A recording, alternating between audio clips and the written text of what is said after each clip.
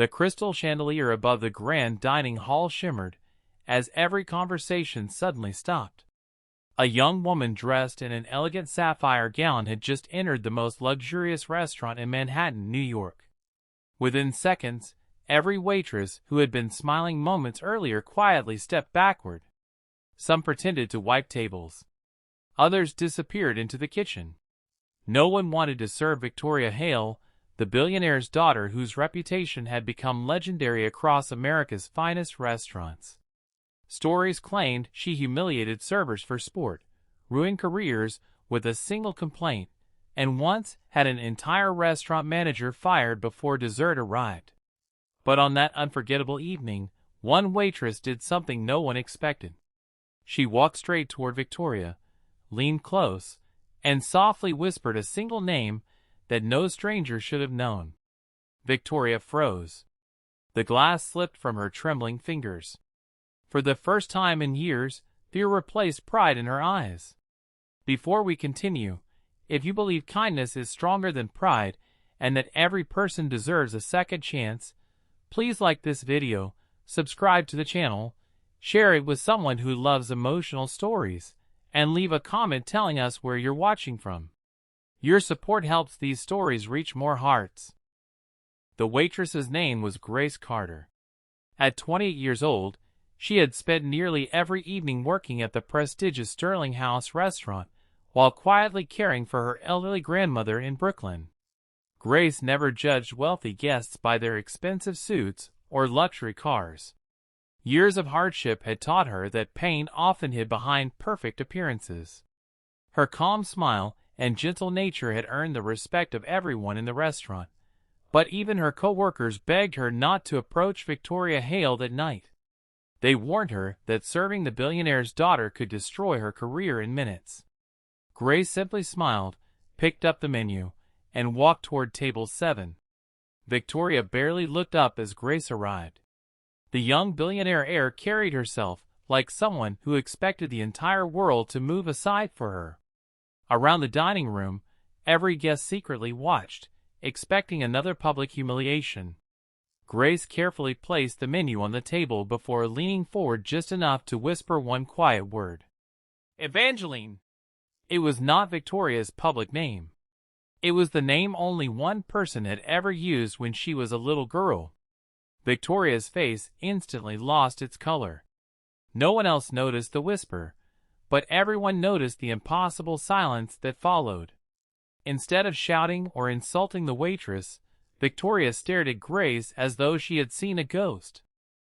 Years earlier, before billions of dollars, magazine covers, and private jets, Victoria had been a frightened little girl named Evangeline.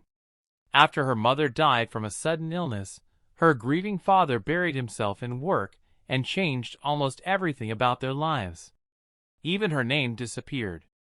Public relations advisors convinced him that Victoria Hale sounded stronger for the family's growing business empire. Slowly, the gentle child called Evangeline vanished beneath endless expectations.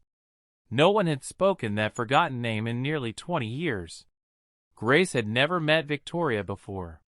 Yet she knew the name because of an old leather journal that belonged to her grandmother, Margaret. Margaret had once worked as a live-in nurse for the Hale family long before the world knew their fortune. Every night, she had written about the lonely little girl who cried herself to sleep after losing her mother. Margaret always described her as Evangeline because that was the name her mother lovingly used. Before passing away, Margaret had asked Grace to return one small keepsake if she ever met the Hale family. Grace carried that keepsake in her apron pocket every day without expecting the opportunity would ever come.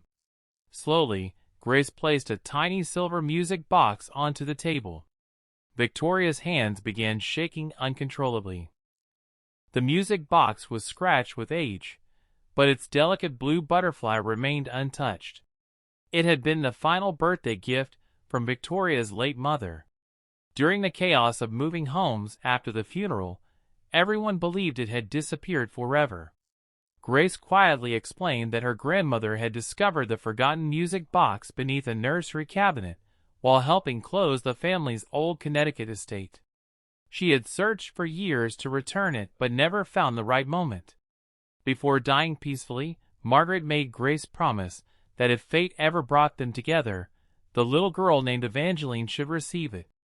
Victoria carefully opened the tiny box. The familiar melody filled the silent restaurant. Suddenly, every wall she had built around her heart collapsed. Tears streamed down her face as childhood memories flooded back. She remembered bedtime songs, warm embraces, homemade birthday cakes, and the loving voice of a mother who always called her Evangeline instead of Victoria. For years, people believed she was cruel because she enjoyed hurting others. The truth was far more tragic. Every restaurant reminded her of the final dinner she had shared with her mother before the illness took her life. She returned again and again, hoping some impossible miracle would erase that painful memory. Instead, grief turned into anger, and anger became the reputation everyone feared. Grace didn't offer pity.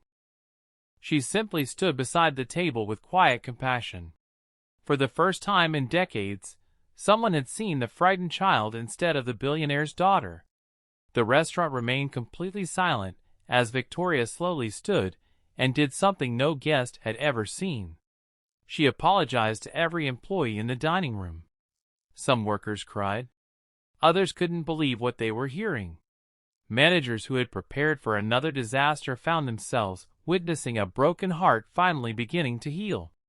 News of that extraordinary evening spread across New York within days.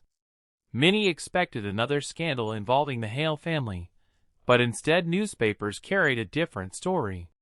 The billionaire's daughter had anonymously paid college tuition for dozens of restaurant workers across the city. She quietly established scholarships for hospitality employees pursuing nursing, inspired by Margaret's lifelong service. Luxury restaurants that once feared her arrival now welcomed a woman who always thanked every server by name. Grace never accepted money for returning the music box. She believed kindness should never carry a price. Months later, Victoria visited Grace's modest apartment in Brooklyn. Together they shared tea with Grace's grandmother's old photographs, remembering the woman whose simple act of honesty had changed two lives forever. Victoria confessed that billions of dollars had never filled the emptiness left by losing her mother. Yet one forgotten name whispered by a stranger had given her back the part of herself she thought was gone forever. If this story has touched your heart so far, please take a moment to like this video, subscribe, share it with your family and friends, and help us spread more stories that remind the world kindness still exists.